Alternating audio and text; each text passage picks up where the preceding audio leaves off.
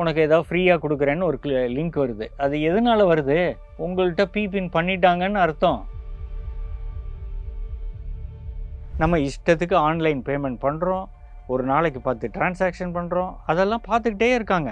இப்போ நேற்றோ முந்தா நாளோ நீங்கள் ஒரு செய்தியை பார்த்துருந்தீங்கன்னா, இந்தோனேஷியாவில் ஒரு பெரிய சென்டரை வந்து க்ளோஸ் டவுன் பண்ணாங்க. க்ளோஸ் டவுன் பண்ணாக்க இந்தியாவுக்கு பணம் அவ்வளோ எடுத்திருக்காங்க இந்தியாவிலேருந்து. இப்போ நீங்கள் பேங்க் போகிறீங்க, அழகாக சலான் ஃபில்அப் பண்ணி செக்கை போடுறீங்க, அந்த காலமே போயிடுச்சு. செக் புக் கேட்டால் சிரிக்கிறாங்க. இப்போ டிஜிட்டல் இந்தியாவா அது நீங்கள் டிஜிட்டல் இந்தியா மாத்திரம் இல்லைங்க, நீங்கள் சோம்பேறித்தனத்தின் எல்லைக்கு போயிட்டீங்க. நீங்கள் பேங்க் போனால் என்ன குறைஞ்சி போயிடுவீங்களா? பக்கத்தில் தானே இருக்குன்னு சொல்லி பேங்க் அக்கௌண்ட் ஓப்பன் பண்ணீங்க, ஏன் போக மாட்டேங்கிறீங்க? எவ்வளோ ஸ்கேம் கால்ஸ் வருது. ஒரு நாளைக்கு ஸ்பேம் கால்ஸ் எடுத்துக்கிட்டிங்கன்னா எனக்கு ஒரு 100 கால் வரும். நான் எடுக்கிறதே இல்லை ஃபோனை. நீங்கள் ஒருத்தருக்கு பணம் அனுப்புகிறீங்கன்னா தெரிஞ்சவரா, இவருக்கு அனுப்பலாமா, தெரிஞ்சுக்கிட்டு அனுப்புங்க. அன்னோன் பீப்புளுக்கு நீங்கள் அனுப்ப உங்கள் டேட்டா அவங்கள்ட்ட இருக்குது. இவ்வளோதான் சொல்லுங்கள்.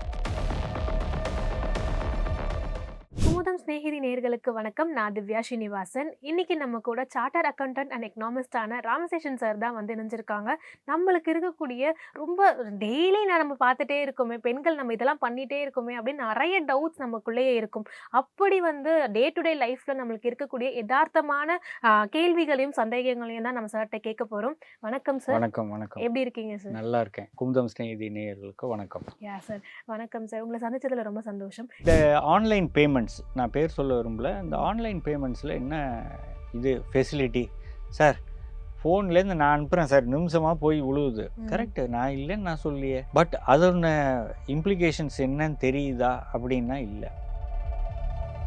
எதில் எடுத்துக்கிட்டாலும் ஒரு பெனிஃபிட் இருந்ததுன்னா ஒரு ஆபத்து இருக்கும். எங்கிட்ட வந்து ஆன்லைன் பேமெண்ட்டே கிடையாது. சரி, ஏன் எப்படி சார் பாசிபிள்? நான் கேஷ் எடுத்துகிட்டு போகிறேன், நான் கையில் கொடுக்குறேன் மேடம். எனக்கு தலைவலி இல்லாமல் இருக்குது.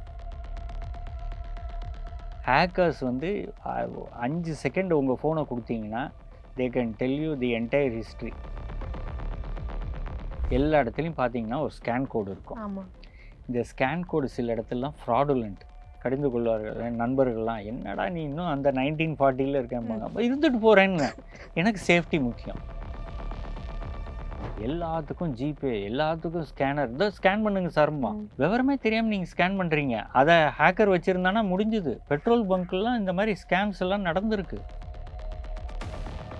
நீங்கள் தெரியாதுன்னு நினச்சிக்கிட்டு இருக்கீங்க. உங்கள்கிட்ட பணம் 5 லட்ச ரூபா பேங்க்கில் வச்சுருக்கீங்கன்னு வைங்க, உங்களுக்கு எவ்வளோ இமெயில் வருது, வாட்ஸ்அப் வருதுன்னு பாருங்கள். நான் வந்து ஐயோ பணம் போயிடுச்சேன்னா போக தான் செய்யும். நீ உனக்கு ஏதாவது ஃப்ரீயாக கொடுக்குறேன்னு ஒரு லிங்க் வருது. அது எதனால வருது? உங்கள்கிட்ட பின் பண்ணிட்டாங்கன்னு அர்த்தம். நீங்கள் இதை உணர்ந்துக்கணும். நீங்கள் எங்கேயோ யூஸ் பண்ணியிருக்கீங்க, அங்கேருந்து டேட்டா லீக் ஆகி அவங்க உங்களுக்கு அனுப்புகிறாங்கங்கிறத புரிஞ்சுக்கிட்டிங்கன்னா இந்த ஃப்ரீபீஸ் பக்கமே போகாதீங்க.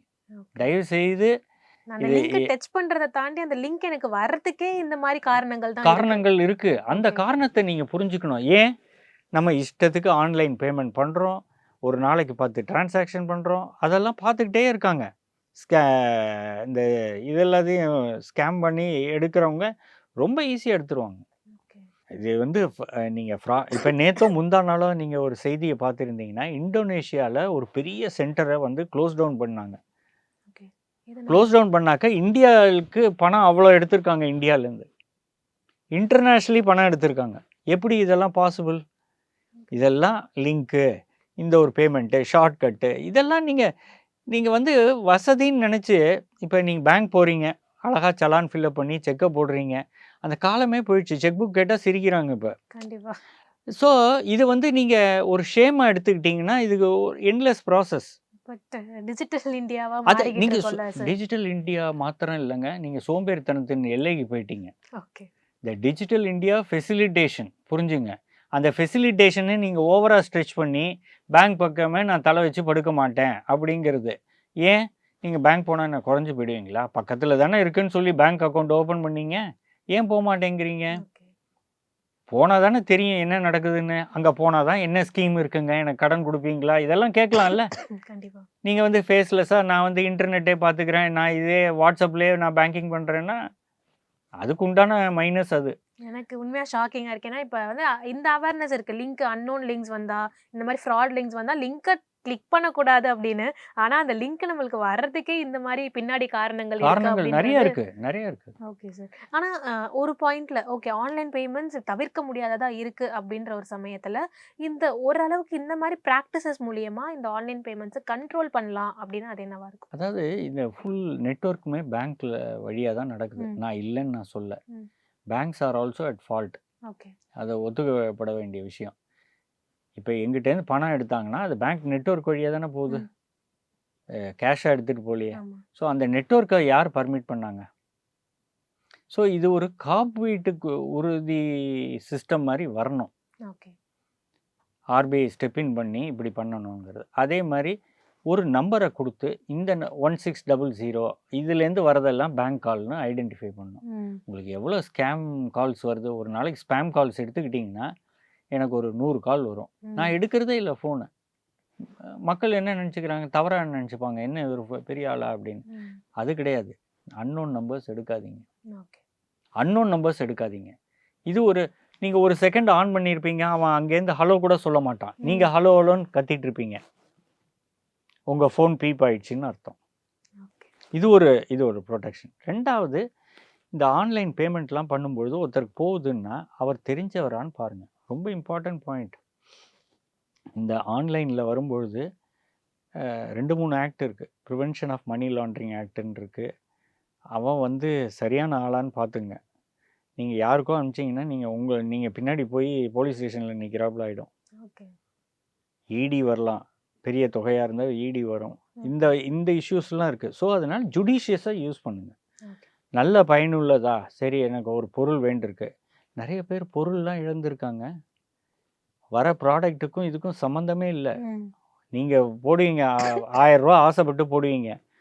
இங்க வர ப்ராடக்ட் எதுவுமே வேற இல்ல. ஒண்ணு ஸோ இருக்கும். அத எப்படி நீங்க டெஸ்ட் பண்ணீங்களா?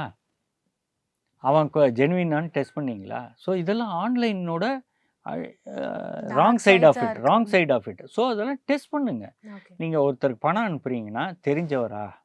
இவருக்கு அனுப்பலாமா? தெரிஞ்சுக்கிட்டு அனுப்புங்க. ஓகே.